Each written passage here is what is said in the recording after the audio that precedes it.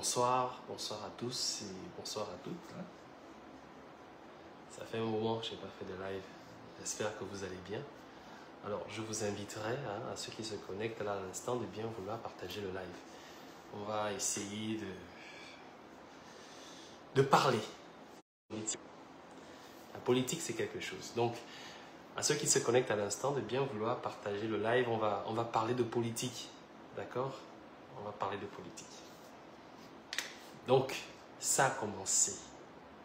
Ça a commencé. C'est quelque chose que j'appréhende souvent et que j'apprécie énormément. Ce sont des moments que j'apprécie énormément parce que ce sont des moments qui nous permettent de nous impliquer dans le quotidien, mais surtout de nous impliquer dans les questions qui concernent le devenir de notre pays. Il est inconcevable qu'en une période aussi importante, vous vous sentez exclu ou que vous vous excluez de cette réalité. D'accord? Donc, merci à ceux qui se connectent à l'instant de bien vouloir partager le live. Bonsoir à tous et à toutes. J'attends que vous partagiez. Partagez souvent, il faut rappeler aux gens de partager, mais surtout, j'attends surtout de vous que vous puissiez participer par des commentaires et vos avis. Donc, on va parler de politique. Oui, c'est important car nous sommes sur le point de sortir d'une situation qui n'arrangeait personne, qui n'arrange certainement pas notre pays et qu'il est nécessaire aujourd'hui de revenir sur un air viable, institutionnel et encadré. Donc, il est nécessaire de sortir de cette transition. Car l'objectif, déjà, lorsqu'elle était annoncée, c'était de sortir de la transition. La sortie de la transition n'est pas un secret de Polichinelle. La sortie de la transition ne peut pas être une surprise pour qui que ce soit. La sortie de la transition est quelque chose de prévu et il est totalement important et nécessaire d'en sortir le plus tôt possible. Ce que vous ne saviez pas, c'est que chaque jour dans la transition, chaque jour que le Gabon fait dans l'ère de transition, ça nous coûte énormément d'argent. C'est extrêmement difficile. On ne développe pas un pays sous l'ère d'une transition, surtout dans le type dans lequel nous sommes. On développe un pays avec des institutions viables dans une période institutionnelle viable. Et c'est comme ça que l'on crée la confiance. Le risque ne pèse plus sur nous. Donc, il est nécessaire pour nous de sortir de la transition. Donc, pour ceux qui se connectent maintenant, actuellement, de bien vouloir partager le live. D'accord? Partager le live. Alors, aujourd'hui, nous allons nous inviter chez le professeur Albert Ondossa. Je me rappelle que la dernière fois que j'avais voulu lancer un live, j'étais en train de préparer un live là-dessus. Je m'apprêtais à m'exprimer par rapport à cette sortie, cette fameuse sortie qu'ils avaient faite avec Billy Bizé, Ali Akbar, Manga Moussabou. Mais après, au moment où je lançais le live, je recevais un message d'urgence d'où j'avais dû interrompre le live pour répondre au message et me rendre quelque part. Donc le live avait été ainsi interrompu et je ne suis pas revenu. Ben, évidemment, l'occasion faisant le larron, le professeur Albert Ondossa, depuis un moment, il est très virulent et très réactionnel. Il a dû faire une sortie que tout le monde a dû certainement suivre et commenter et partager. Étant donné que je ne suis pas une personne qui est hors de la vie politique gabonaise, je suis en plein dans la vie politique gabonaise depuis déjà des années et surtout depuis que je suis entré encore, c'est encore davantage, parce que j'accompagne les actions du CTRI et ensemble on fait des propositions pour apporter des solutions à des problèmes que les Gabonais vivent au quotidien. Donc c'est dans ce cadre-là que je me permets, évidemment, avec ma casquette que vous connaissez d'activiste, qui n'a jamais été enlevée en réalité, de répondre, mais aussi surtout avec mon inspiration de politique. J'ai toujours, voilà, comme vous le saviez, j'ai toujours dit je serai chef d'État. Et un jour je vous le dis, je serai chef d'État. Ça arrivera, chaque chose en son temps. Donc, vivant personne active et vivant la vie politique gabonaise au quotidien, donc il me semble que c'est un devoir pour chacun d'entre nous, de chaque Gabonais, de répondre, ou encore de chaque Gabonais de donner son avis par rapport à la sortie du professeur Albert Ondossa, mais surtout par rapport à l'événement qui est en train d'arriver dans notre pays. Cela étant dit, on ne peut pas répondre à ce qu'on n'a pas entendu ou vu. Tout au long de ma vidéo, on va faire ce qu'on appelle une vidéo éditée. Donc, nous allons ensemble écouter le professeur et ensemble apporter nos commentaires. Donc, je demande encore à ceux qui viennent de se connecter de bien vouloir partager le live. Hein. Partagez-le. Et vos commentaires et votre avis sont les bienvenus. Bien. Partagez et invitez contradiction, ouvert voilà, au débat. Hein. Ce n'est pas forcément tout ce que je dis qui est bon. Donc, vous êtes libre de dire ce que vous voulez. Mais j'aimerais qu'on reste courtois. D'accord? Essayons de rester courtois parce que je vais être très courtois. C'est pas pour dire que je ne peux pas être, vous connaissez comment je suis en général. Je n'ai pas encore laissé ce sale caractère-là, il est en moi. Donc, essayons d'être courtois dans ce que nous sommes en train d'essayer de faire. Bien. Alors, sans plus tarder, on va commencer à écouter le discours d'Albert Mendoza. Pas le discours, je ne vais pas revenir sur la série. Hein, c'est une communication écrite et préparée. Donc, on ne va pas revenir sur la déclaration, mais nous allons revenir sur les réponses données aux questions reçues. Parce que c'est là où on fait de la capella, c'est là où on fait, c'est à chaud ou à froid, c'est là où on peut percevoir ce que pense réellement la personne. Parce que vous savez, quand on écrit un discours, il a le but de séduire, surtout quand c'est politique. Et je tiens à dire aux gens que la sortie d'Albert Mendoza n'est rien d'autre qu'un acte politique. Et lorsqu'il parle de prêter serment et de la mise en place d'un gouvernement, Père Paul Babessol l'a fait, Baobam l'a fait, je pense même aussi qu'à un moment donné, on demandait à Ping de faire la même chose. Donc c'était un acte politique qui est vieux comme le monde et qui a très souvent été utilisé par les hommes politiques dans notre pays. Donc ce n'est pas nouveau, c'est un acte politique. Et évidemment, les menaces qu'il peut avoir, ce sont des actes politiques. Et quand on parle d'actes politiques, c'est-à-dire qu'on veut créer une sorte de buzz et on attend voir la réaction de notre adversaire en face. Est-ce que l'adversaire va prendre en compte ce qu'on a dit? Est-ce que ce qu'on a dit a réellement de l'impact? C'est ça la politique. Et me retrouver au Gabon à faire, ça me fascine. C'est magnifique la politique. Cette capacité de pouvoir dissuader, de tromper, de pouvoir bluffer, de jouer avec les nerfs. C'est ça la politique. Et franchement, je vous assure, c'est une science dont je voudrais donner aux gens, je voudrais conseiller à tout le monde de pouvoir faire l'expérience.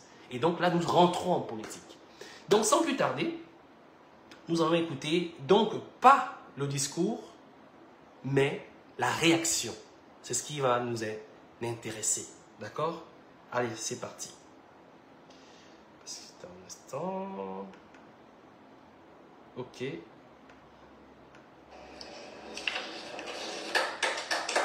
Voilà. Alors, la date de la dernière élection a été fixée. Et cette date devrait consacrer la fin. Alors, juste pour savoir, est-ce que vous entendez, est-ce que vous avez le son, le retour du discours, de l'expression du professeur? Si le discours, s'il y a le retour, de bien vouloir me le dire, hein, s'il vous plaît, parce que là, je ne sais pas si vous entendez, puisque moi, je regarde ça sur ma tablette. Donc, est-ce que vous avez au moins le son, hein? Si quelqu'un peut me confirmer si vous avez le retour du son. Ok, bien, je pense. Allez, on continue alors. Je pense que vous avez le son. Allez, c'est parti. De la transition. J'invite les compatriotes à ne pas se mentir à eux-mêmes. D'accord. Regardons la vérité en face. D'accord. Y a-t-il eu une transition? Question. Je rappelle un fait. La Côte d'Ivoire, 25 à 30 millions d'habitants. La transition n'a duré que 9 mois. Le Gabon, à peine 1,5 million. On perd le temps en villégiature, en voyage, pour faire un texte. Il faut combien de temps? Ce n'est pas le fait d'Albert Mendoza. Ok. Le professeur pose la question à savoir, est-ce qu'il y a eu transition? Et l'argument qu'il utilise, c'est une comparaison entre la Côte d'Ivoire et le Gabon qui aurait vécu la même situation et qui a fait sa transition en 9 mois, avec un nombre d'habitants plus élevé de très loin que le Gabon. Et le Gabon, avec d'une population très faible, on a été incapable de pouvoir produire un texte à temps. Bon, c'est discutable.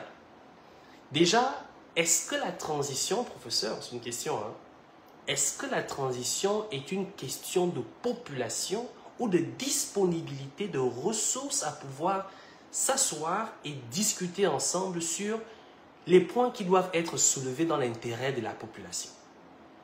Est-ce que 25 millions d'habitants, lorsque cette transition est portée sur des textes et des institutions, nécessite plus de temps ou moins de temps que 1,5 million d'habitants lorsque cette même transition est basée sur une question de restauration des textes et des institutions?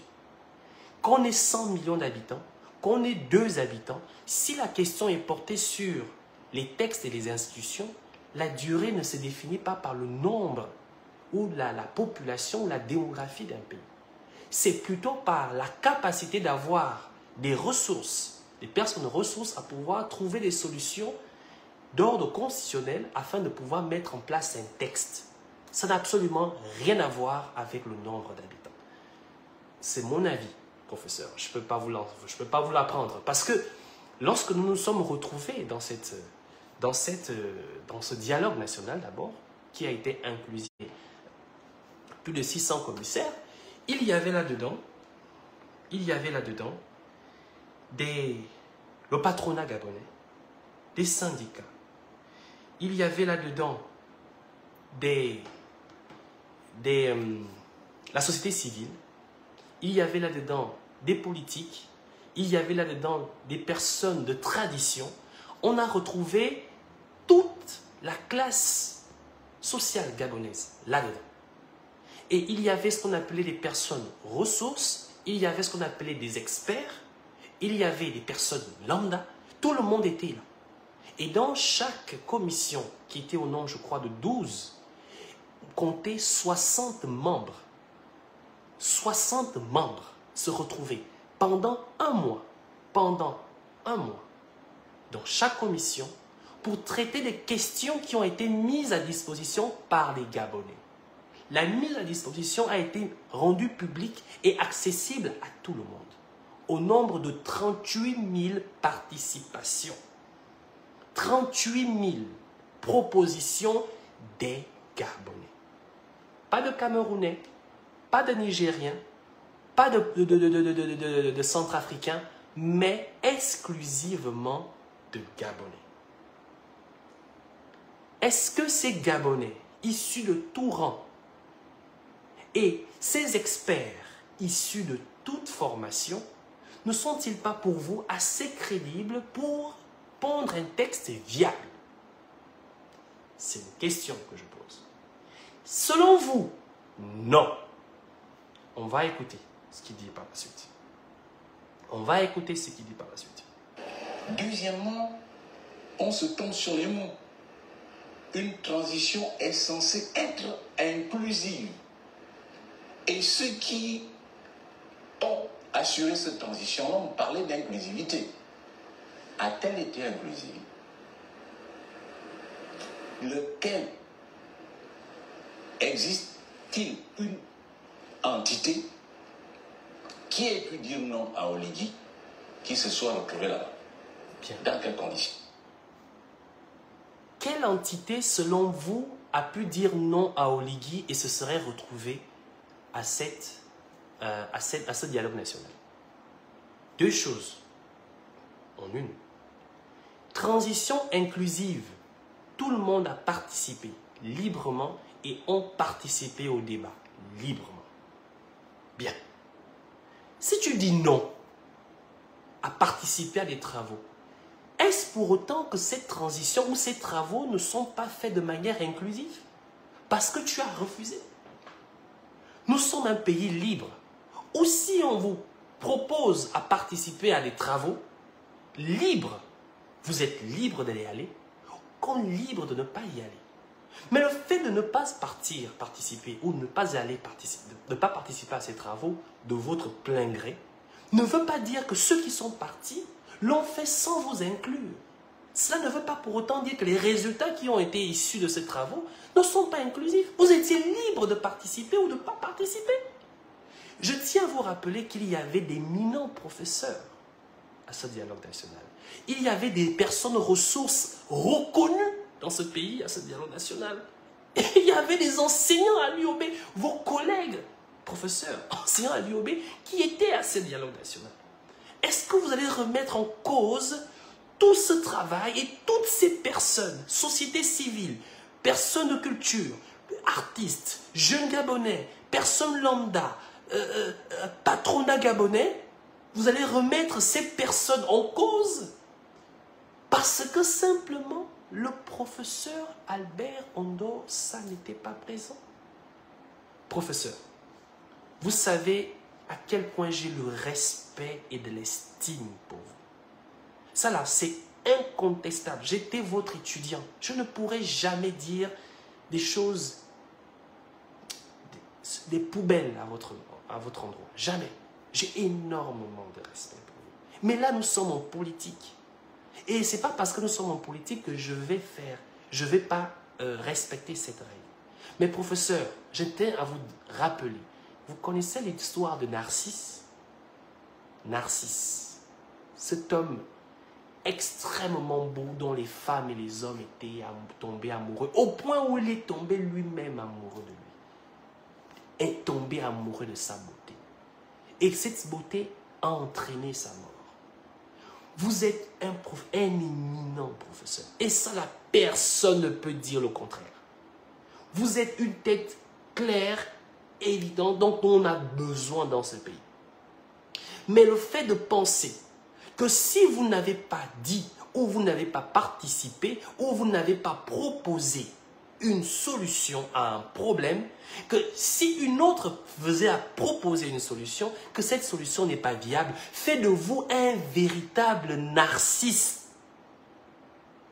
Vous êtes tombé amoureux de votre intelligence et votre capacité à pouvoir proposer des solutions dans ce pays, en pensant qu'il n'y a que vous qui pouvez en faire des propositions.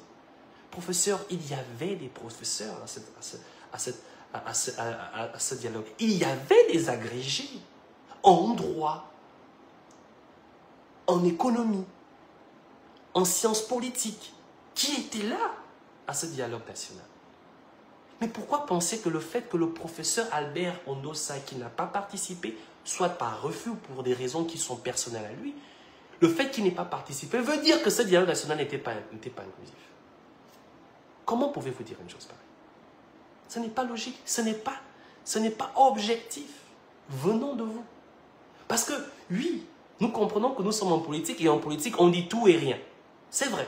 Là, vous faites ce qu'on appelle la politique. Vous posez des actes politiques par les mots que vous utilisez. C'est vrai. Mais n'oubliez pas que désormais, ce pays a en face, vous aurez en face des personnes qui n'ont peut-être pas atteint votre niveau, mais qui souhaitent atteindre. Moi, je veux devenir un agrégé. J'ai envie de repartir même à l'école. J'ai envie de repartir. Et je prévois repartir à l'école. Je veux continuer. Je veux devenir un professeur agrégé. Je veux être comme vous. Vous êtes une référence. Et ça là, je ne pourrais jamais dire le contraire. Mais professeur, attention. Ne devenez pas narcisse. Je tiens à vous rappeler ceci pour un passé très récent. Votre démarche ressemble exactement à une démarche d'un homme très connu et que nous avons accompagné, tout comme on vous a accompagné, pour ne pas le citer, Jean Ping. Même démarche, des mêmes appels, des mêmes dates fixées, des mêmes actions prévues, mais avec aucune capacité de ce qu'on a appelé aucun véritable rapport de force. Ce n'est pas pour dire que l'armée a les armes et qu'on intimide qui que ce soit. Pas du tout. Il est question, tout simplement, de dire que nous allons devoir repartir aux élections présidentielles dans très peu de temps. Le peuple gabonais vous a élu.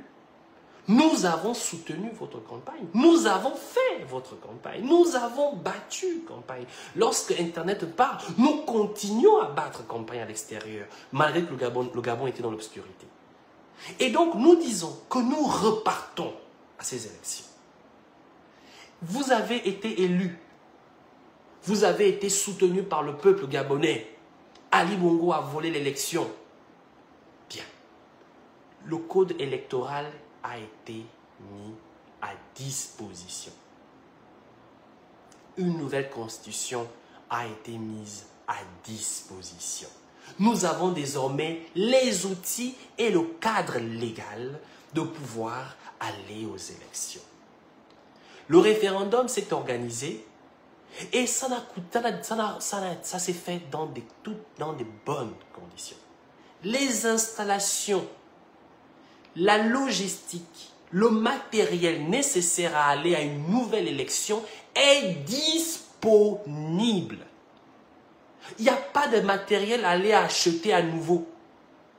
Il n'y a rien à faire de nouveau. Tout est disponible. Au lendemain de l'élection 2023, on pouvait organiser une nouvelle élection 2 jours après parce que tout est disponible. Nous avons battu campagne lors des élections 2023 en 15 jours. C'était 15 jours. Il fallait faire savoir au peuple gabonais que le conclave a choisi le professeur Albert Ondossa comme candidat de l'opposition. Ça s'est fait en 15 jours. Professeur, excusez-moi de le dire ainsi, mais nous vous avons fait. Politiquement, pendant l'élection présidentielle, nous vous avons fait en 15 jours. Nous étions actifs, que ce soit sur les médias, sur les réseaux sociaux, dans des groupes de discussions et de réflexions. Nous avons fait le professeur Albert Ondossa en 15 jours. N'oubliez pas que vous n'étiez pas celui qui avait été choisi par le peuple à la base pour le conclave. Parce qu'un sondage avait été lancé où il y avait vous et tous les autres candidats. On avait mis tout le monde. Vous n'étiez pas parmi les 5 premiers. Il y avait Barreau Chambrier, il y avait Paulette Missambo, il y avait Ndong Sima, qui étaient parmi les 3 premiers. Mais le conclave, et rappelez-vous de cette fameuse audio et ce fameux journaliste qui aurait enregistré Barreau Chambrier par rapport au... Vous vous rappelez encore? On a encore tous ces documents, j'ai encore tous ces éléments. Mais ce n'est pas pour jeter le discrédit sur vous, ce sera insensé. Nous voulons faire la politique, la vraie politique. Et le discrédit ne sera jamais jeté sur vous. Moi, en tout cas, ça ne viendra jamais de moi. Mais pour dire ceci, vous n'étiez pas pressenti à être le candidat qui devait être choisi pour être le candidat unique de l'opposition. Et vous le saviez. Mais vous avez fait peser de votre expérience et du fait que quelqu'un comme Bertrand Zibi, c'est quelqu'un qui se plie et qui a un respect énorme vis-à-vis des aînés, ce qui a fait en sorte que ça a penché de votre balance. La balance a penché de votre côté. Mais du choix que nous avions fait, il y avait Barreau Chambrier, il y avait Paulette Missambo. Barreau Chambrier à cause de sa puissance financière, Paulette Missambo à cause de sa capacité à rassembler les gens. C'est ce qui a fait en sorte que moi, personnellement, j'avais penché sur Paulette Missambo. Mais d'autres ont choisi Barreau Chambrier et d'autres aussi penché sur Ndong Sima. Et malheureusement, pas malheureusement, tout compte fait, le choix au conclave a été vous. Et la condition du peuple gabonais était celle-ci. Nous n'irons pas voter si l'opposition ne nous présente pas un seul candidat. Ça veut dire quoi? On aurait pu choisir même un chien. Le Gabon aurait voté le chien. On aurait pu choisir n'importe qui, tout sauf Ali Bongo. Le Gabon aurait voté cette personne. C'est ce qui s'est passé en 2016 avec Jean-Claude. C'est ce qui s'est passé en 2023. Ne pas le reconnaître serait aussi un peu de la méchanceté, de la mauvaise foi. Mais est-ce que cela veut pour autant dire que vous ne méritiez pas? Non, ce n'est pas ce que ça veut dire. Moi, je le dis pourquoi? Parce que plus loin, vous dites quelque chose d'intéressant. Et on va essayer d'avancer sur ces propos.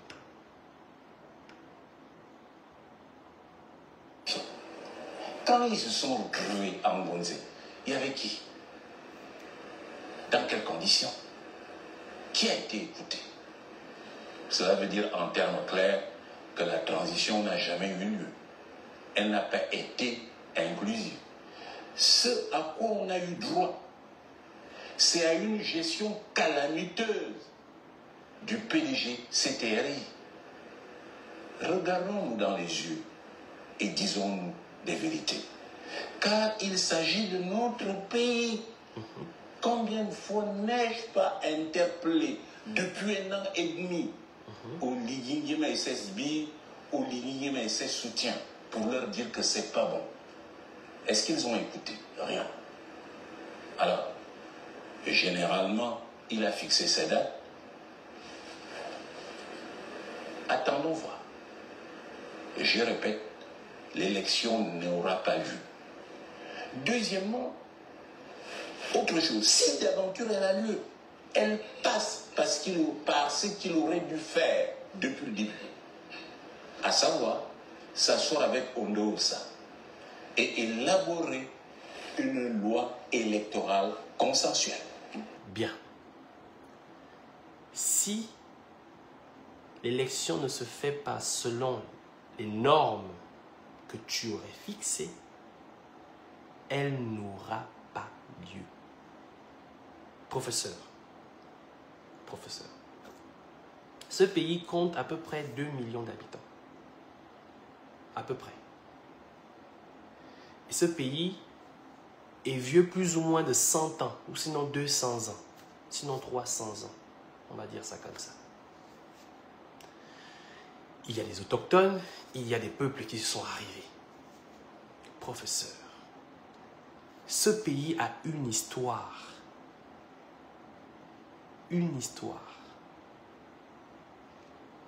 Et 56 ans de misère, nous sommes sur le point d'en sortir.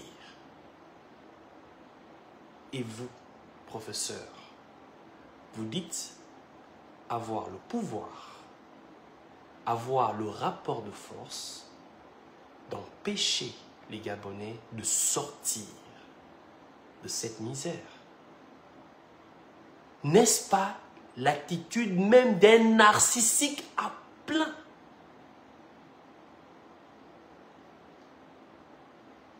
Elle n'aura pas lieu. Professeur,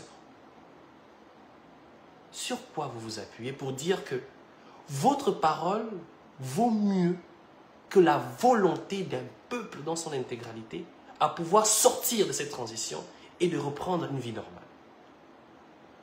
A-t-on dit que le professeur Albert Ondo Ossa ne peut pas participer à l'élection? A-t-on dit que le professeur Albert Ondo Ossa n'a pas le droit d'avoir un parti politique? A-t-on dit que le professeur Albert Ondo Ossa ne peut pas faire valoir ses valeurs en tant que citoyen?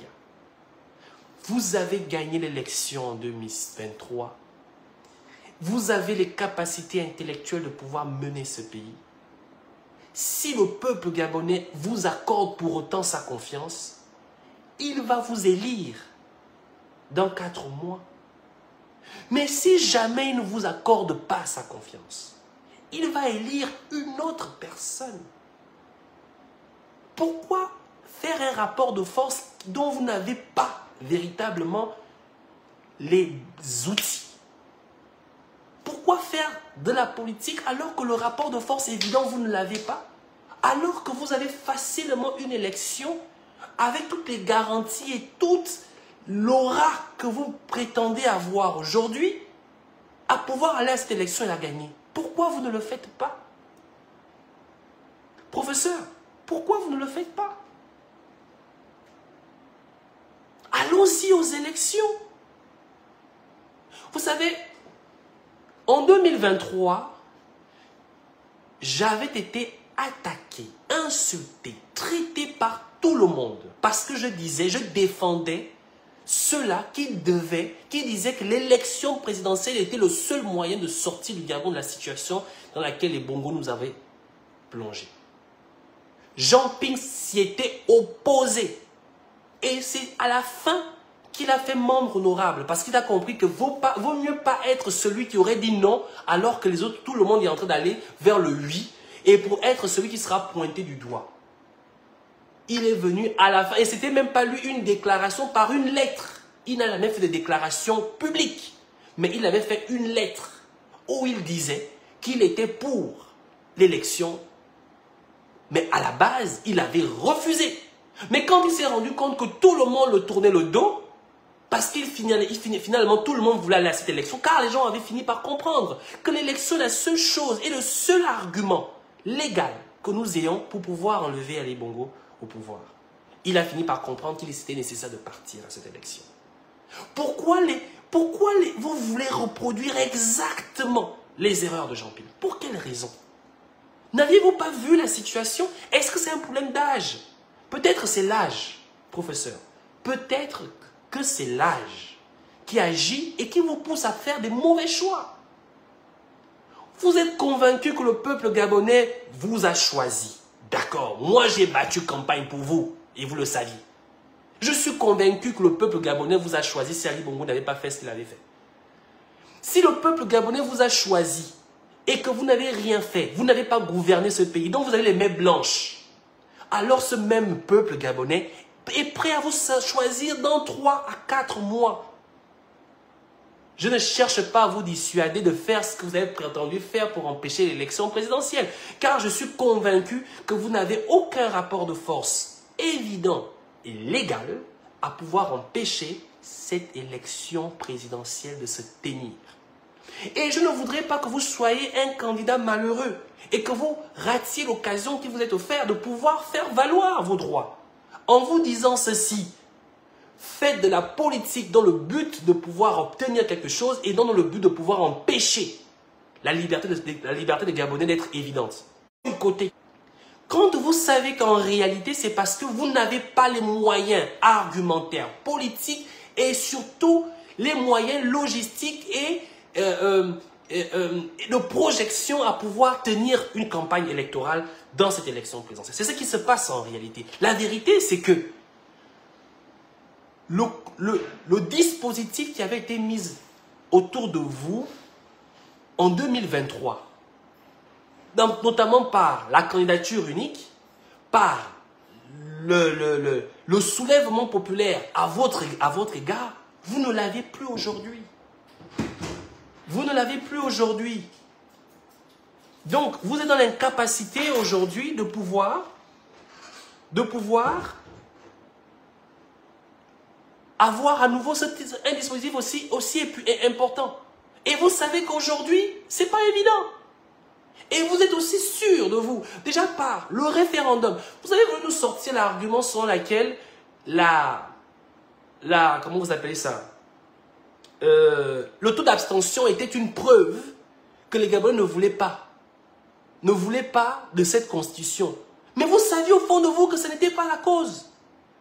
Le taux d'abstention était dû à plusieurs facteurs, dont le fait que sur la liste électorale, il y a beaucoup de doublons déjà pour commencer, des étrangers dont les noms se trouvaient là-dessus, des morts dont les noms se trouvaient là-dessus, le fichier électoral était en état d'ébriété totale. Ce qui fait que la mention qui dit bien ceci, que seuls les Gabonais devaient participer à cette élection, a fait en sorte que les doublons que les PDG sont toujours utilisés pour faire voter, n'ont pas voté. Les morts que les PDG utilisent souvent pour faire voter, n'ont pas voté. Les étrangers que les PDG utilisent souvent pour faire voter, n'ont pas voté. Ce qui veut dire que seuls réellement les Gabonais qui se sont toujours levés pour aller voter sont allés voter. C'est l'une des raisons. La deuxième raison, c'est que il ne faut pas se mentir. L'élection présidentielle et l'élection référendaire, c'est pas la même chose, c'est pas le même engouement. L'élection présidentielle, les Gabonais se déplacent énormément. Les gens sont prêts à prendre leur voiture pour aller voter dans leur village. Mais l'élection de référendaire n'a pas eu le même engouement. Combien de Gabonais ont pris leur véhicule pour aller voter dans leur village comme d'habitude? Combien de Gabonais ont même eu le réflexe d'aller changer de bureau de vote pour voter sur Libreville, pour ceux qui vivent sur Libreville? Ce qui n'est pas le cas pour l'élection présidentielle. L'élection présidentielle, les gens se déplacent énormément. Les gens sont dans l'engouement et c'est tout à fait normal. Mais le vrai le vrai élément qui a été indicatif à ce référendum, c'est que nous avons fait la campagne du oui. Vous avez fait la campagne du non. Il y a eu des débats télévisés où le oui est venu défendre son point de vue face au non. Les Gabonais vous ont écouté. Et seuls 8% de ces Gabonais qui se sont déplacés pour aller voter, seuls 8% ont voté en faveur du non. Contre près de 91% des Gabonais qui ont voté en faveur du oui. Voilà les personnes qui sont allées s'exprimer. 8% de ceux qui sont allés s'exprimer. Mais on aurait pu avoir 91% de personnes qui sont allées s'exprimer qui auraient dit non. Et là, vous aurez compris que finalement, les Gabonais ont pris acte, ont écouté vos consignes de voter non. Mais aucun Gabonais, vous avez battu campagne du non. Professeur, vous avez participé à ce référendum. Bilé Binzé a participé à ce référendum. Il a battu campagne. Jusqu'aujourd'hui, il y a encore les affiches de Bilé Binzé par son parti et son mouvement dans Libreville où il demande de voter non, en précisant les raisons pour lesquelles il demande de voter non. C'est encore présent. Mais il a battu campagne. Vous êtes passé à la télévision. Il y a eu des sorties politiques pour expliquer le pourquoi il fallait voter non. Les Gabonais ont écouté la volonté de le choix de voter oui. La réalité, quand vous dites que si vous allez aux élections présidentielles face à Bilé Binzé, face à Oligui, je prends l'exemple, il aura 5%. Mais non, professeur, il est vrai qu'on fait de la politique. On fait, et là, en tant que politicien, vous faites aussi ce que vous devenez un peu comme un influenceur. Et comme un influenceur, voilà ce que vous dites, eh ben, il n'aura même pas 5%. C'est de la politique. Vous savez au fond de vous que c'est vous qui n'aurez même pas 5%. Professeur, vous allez aux élections face à Oligui, je peux vous assurer que vous n'atteindrez même pas 2%. Moi, je vous le dis. Même pas qu'il y aura pas de fraude. Vous allez aux élections face à Oligui, vous n'atteindrez même pas 2%, professeur. Je vous le dis, bien que nous vous avons élu, et vous avez été élu en 2023, 1 an et demi plus tard, de manière individuelle, il n'y a aucun consensus, il n'y a aucune coalition. Vous, professeur Albert Ondossa, vous allez aux élections face à Oligui Nguema. Dans l'état actuel, en toute légalité, vous n'atteindrez même pas les 5%, professeur. Ça, je vous assure. C'est l'une des choses dont vous en tant qu'homme politique, à aujourd'hui, vous n'arrivez pas à faire. Professeur, tu veux devenir conseiller, tu veux devenir... J'ai refusé parce que je me suis dit, quand on me disait de devenir conseiller, je pensais que c'était de devenir conseiller à la présidence ou conseiller ou homme politique en fait. J'ai dit non, je suis un technicien. Ce n'est pas parce que l'élection va avoir lieu 3 mois plus tard que